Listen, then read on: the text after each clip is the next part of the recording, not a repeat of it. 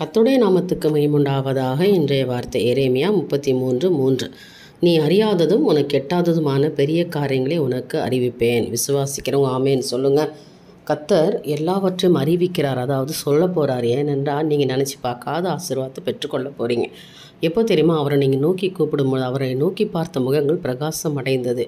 எனக்கு அருமையான தேவனுடைய பிள்ளைகளே, இந்த காலை வேளையில் கர்த்தரை நோக்கி கூப்பிடுங்க. ஆண்டவரே, தாவீதின் குமாரனே எனக்கு இறங்கும் அப்படின்னு சொல்லி நீங்கள் கூப்பிடுங்க. அப்போ கூப்பிடும்போது அவர் உங்களுக்கு உத்தரவு கொடுக்குறார். கூப்பிட்டா, இதோ நான் இருக்கிற மகளே, உன் தேவை என்ன, உனக்கு என்ன வேண்டும், உனக்கு என்ன உதவி வேணும்னு சொல்லி ஆண்டவராக இயேசு கிறிஸ்து உங்களை பார்த்து கேட்குறார்.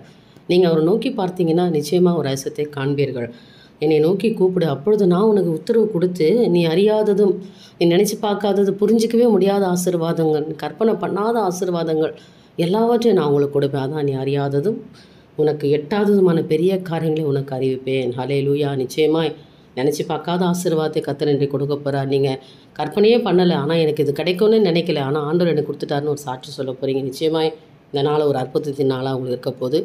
கர்த்தருடைய வார்த்தையை நம்புங்க, விசுவாசிங்க, ஆசீர்வாதத்தை பெற்றுக்கொள்ளுங்க. தேவனுக்கே மகிமை உண்டாகட்டும். ஆமேன்.